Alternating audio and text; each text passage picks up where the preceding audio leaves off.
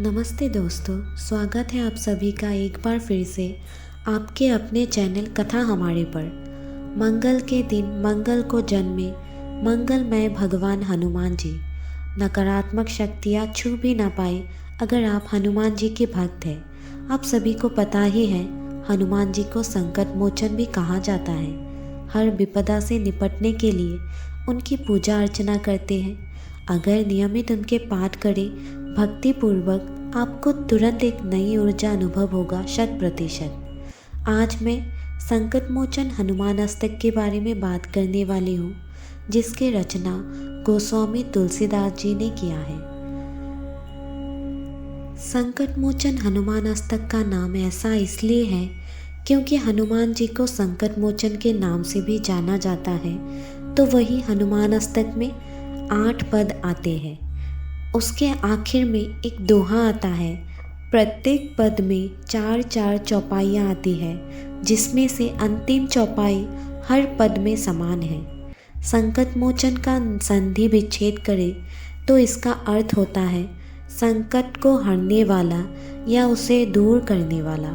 वही हनुमान अष्टक का संधि विच्छेद करें तो इसका अर्थ होता है हनुमान का अष्टक, अर्थात हनुमान जी को समर्पित 8 पद।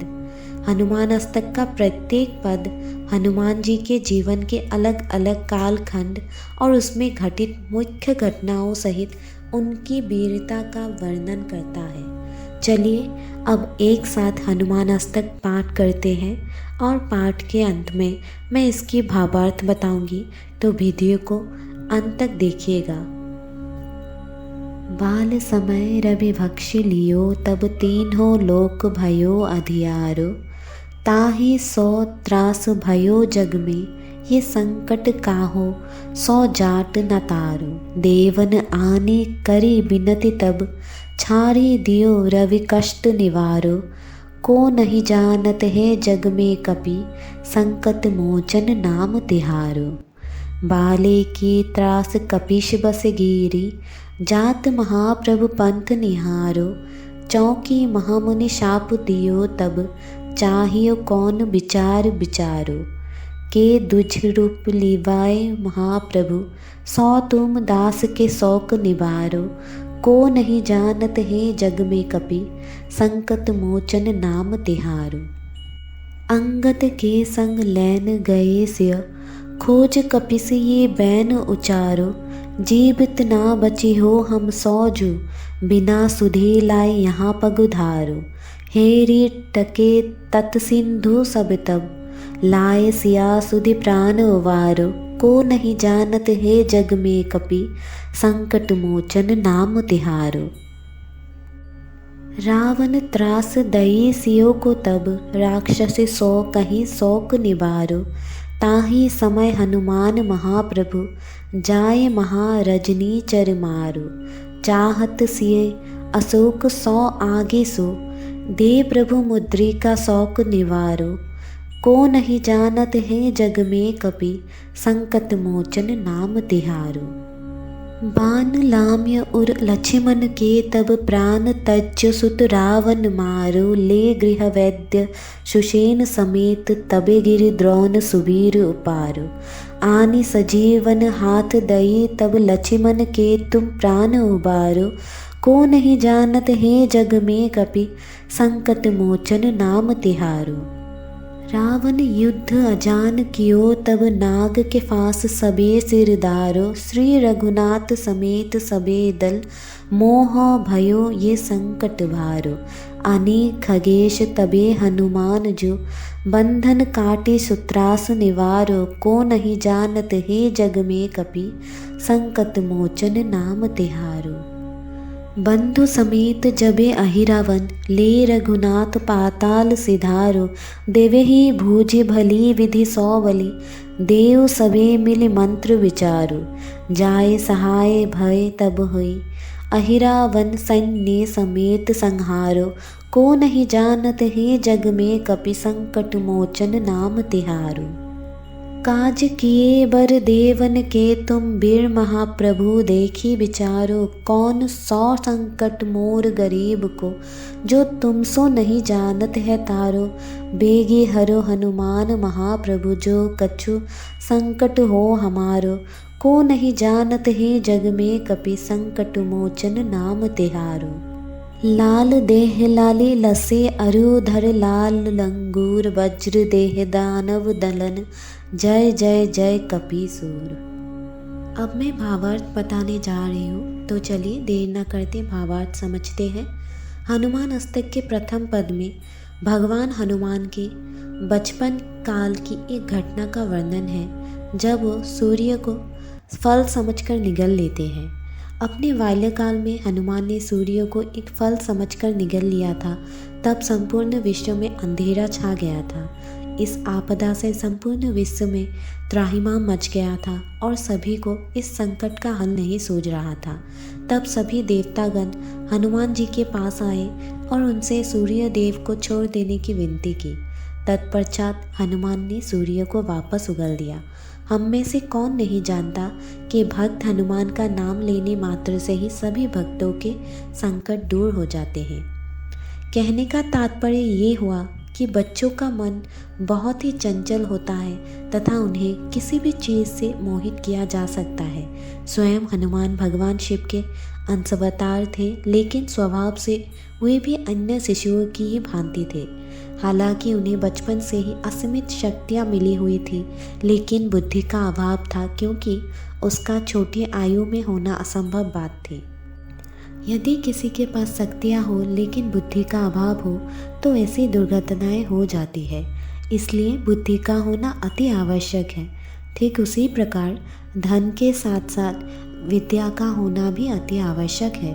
तभी धन की देवी माँ लक्ष्मी तथा विद्या के और बुद्धि के दाता माँ सरस्वती और भगवान गणेश की आराधना हमेशा साथ में ही की जाती है। हनुमान अष्टक का दूसरा पद भक्त हनुमान जी की अपने आराध्य श्री राम से भेंट और सुग्रीव की दुविधा का हल करने से संबंधित है। जब महाराज सुग्रीव को ऋष्यमुख पर्वत पर दो धनुर्धारी योद्धाओं के आने का पता चला, तब वे उसे बाली की चाल समझकर अत्यंत भयभीत हो गए।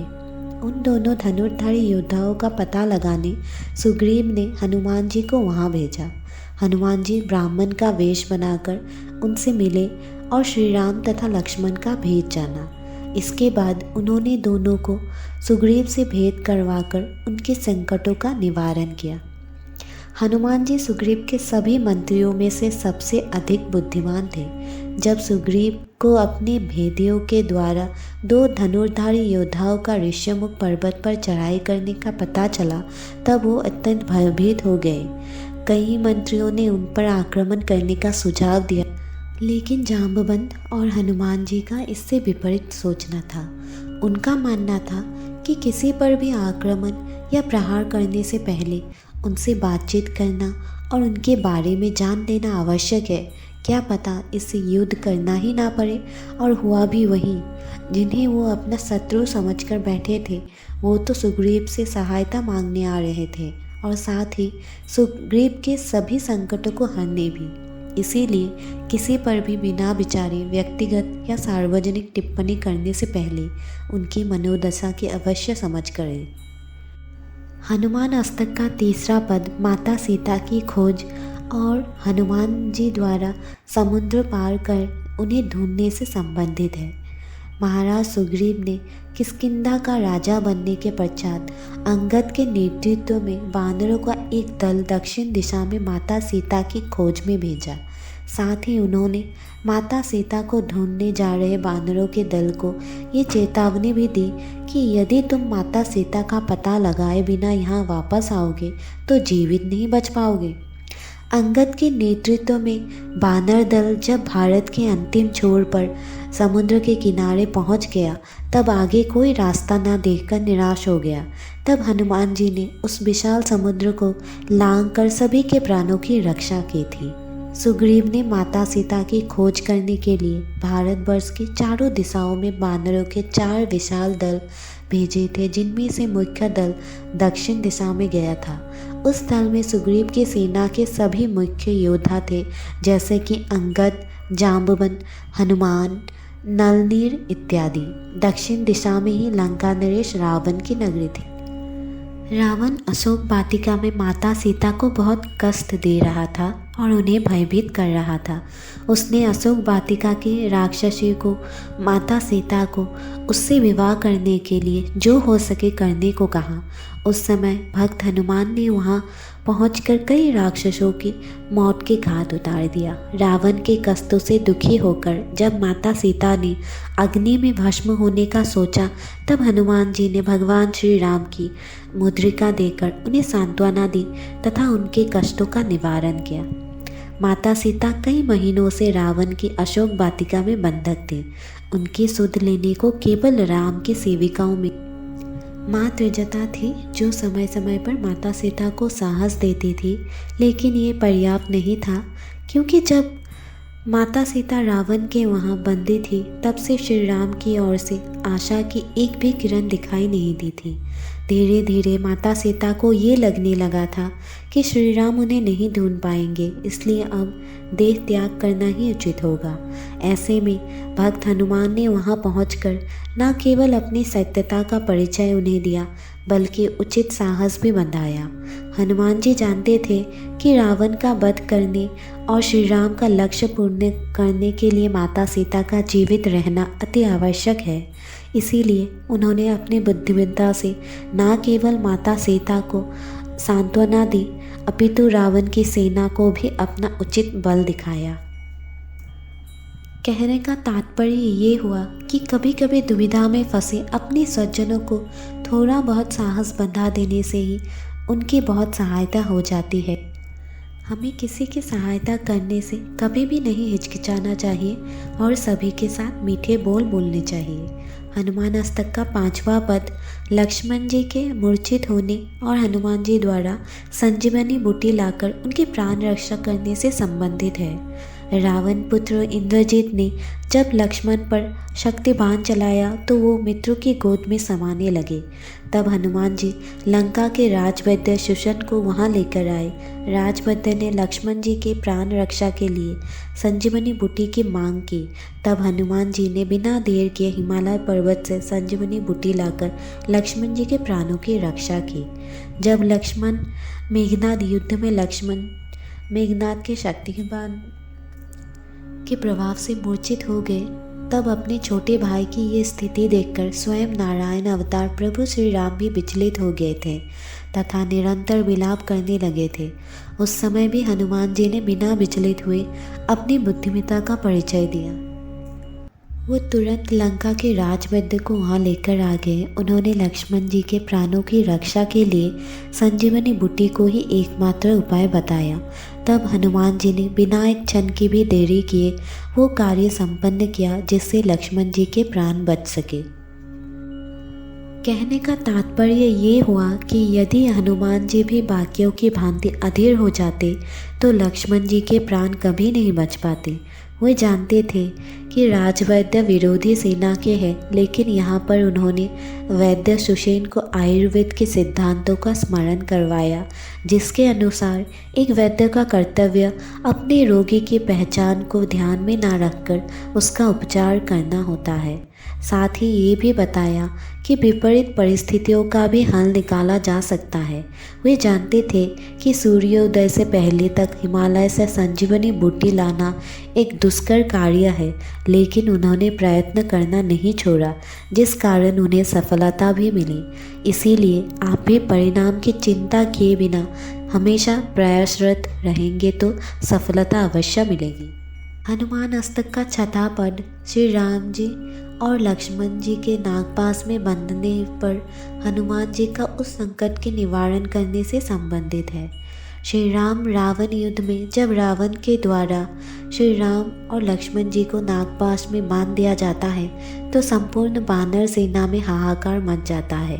सुग्रीव समेत सभी वानर विलाप करने लगते हैं और हार मान लेते हैं। उस समय हनुमान जी बिना एक पल की देर किए भगवान विष्णु के वाहन गरुड़ देव को लेकर आते हैं, जो नागपाश के बंधन से श्री राम और लक्ष्मण जी को मुक्त कराते हैं। जब मेघनाद के द्वारा श्री राम जी और लक्ष्मण जी को नागपाश में बांधा गया था तब श्री राम की सेना में चारों ओर त्राहिमाम मच गया था तथा हर कोई विलाप करने लगा था। सभी मान चुके थे कि अब इस बंधन से उन्हें कोई नहीं मुक्त करवा सकता। तभी सभी का ध्यान हनुमान जी पर आ जाता है और सभी पाते हैं कि हनुमान तो वहाँ है ही नहीं। ये देखकर सभी अचंभित हो जाते हैं। कुछ ही देर में हनुमान जी आकाश मार्ग से गरुड़ देवता को अपने साथ लेकर आते हुए दिखाई देते हैं। गरुड़ देवता अपनी शक्ति से नागपाश को काट देते हैं, जिस कारण श्री राम जी और लक्ष्मण के प्राण की रक्षा होती है। कहने का तात्पर्य ये हुआ कि कभी कभी हमें मार्गदर्शन बिना ही हो जाते हैं। वो हमारा नेतृत्व करने वाला कोई नहीं होता। कभी कभी परिस्थितियाँ ये होती है कि हमें लगता है कि अब कुछ नहीं हो सकता। ऐसे में विलाप करने से क्या लाभ। यदि उस समय भी अपना 100% दे दिया जाए तो क्या पता स्थिति बदल जाए। वही इस घटना में हुआ और स्थिति पूर्णताएं बदल गई। हनुमान अष्टक का 7वां पद अहिरावण द्वारा श्री राम और लक्ष्मण जी को बंदी बनाने और हनुमान जी की उनकी सहायता करने से संबंधित है। अहिरावण ने श्री राम और लक्ष्मण को षड्यंत्र से बंदी बना लिया और उन्हें पाताल लोक ले गया। वहाँ वो अपने कुलदेवी के सामने दोनों की बलि चढ़ाने वाला था, लेकिन उसी समय हनुमान जी ने वहाँ पहुंचकर न केवल दोनों को अहिरावण के बंधन से मुक्त कराया, बल्कि अहिरावण को सेना सहित वध भी किया। युद्ध में रावण अपने सभी सगे संबंधियों की सहायता लेता है, जिसमें उसका भाई अहिरावण भी होता है। अहिरावण पाताल लोक का राजा होता है, जो छल से श्री राम जी और लक्ष्मण को बंदी बना लेते हैं और उन्हें पाताल लोक ले जाता है। वहाँ वो उन दोनों को बलि चढ़ाने वाला ही होता है और उसी समय हनुमान जी वहाँ पहुंचकर अपने पंचमुखी रूप धरकर दोनों के प्राणों की रक्षा करते हैं और अहिरावण का वध कर देते हैं। कहने का तात्पर्य ये हुआ कि जब तक आशा की एक किरण भी बची हो तब तक हमें प्रयत्न करना नहीं छोड़ना चाहिए। वहीं हनुमान जी ने भी यही किया। उन्होंने बिना समय नष्ट किए अपना कार्य संपन्न किया, क्योंकि यदि इस कार्य में थोड़ा सा भी विलंब होता तो अनर्थ हो सकता था। समय का बहुत अधिक महत्व होता है। यदि हमने बिना निराश हुए अपनी बुद्धिमत्ता से समय रहते कार्य संपन्न कर दिया तो स्वयं भगवान हमारे उसमें सहायता करते हैं और सफलता दिलाते हैं। हनुमान अष्टक के अंतिम पद में गोस्वामी तुलसीदास जी ने उनसे अपने कष्टों को हरने का कह रहे हैं। हे वीर हनुमान, आपने तो स्वयं नारायण के दुखों का निवारण किया है, तो हम जैसे तुच्छ प्राणियों के ऐसे कौन से संकट हो सकते हैं जो आप नहीं जान सकते हैं। इसीलिए हम पर भी अपनी कृपा दृष्टि बरसाए और हमारे सभी दुखों का निवारण करें। इस कथन का तात्पर्य भगवान की सच्चे मन से भक्ति करने से है और उन पर आस्था बनाए रखने से है। मनुष्य कभी भी इतना शक्तिशाली नहीं हो सकता कि वो ईश्वर से आगे निकल जाए। इसीलिए हमें कर्म तो करते ही रहना चाहिए, लेकिन साथ ही साथ ईश्वर पर भी विश्वास बनाए रखना चाहिए, क्योंकि ये संसार विश्वास की पतली डोर पर ही टिका हुआ है। हे हनुमान, आपका शरीर लाल है और उस पर लाली भी लगी हुई है। आपका शरीर अत्यंत बलशाली है, जिससे राक्षसों का संहार हुआ है। हे बंदर रूपी हनुमान, आपकी सदैव जय हो, जय हो। तो यही था पावन शक्तिशाली भावार्थ। वीडियो अच्छी लगे तो लाइक, शेयर और सब्सक्राइब जरूर कीजिएगा। फिर मिलेंगे दोस्तों। जय श्री राम, जय बजरंगबली।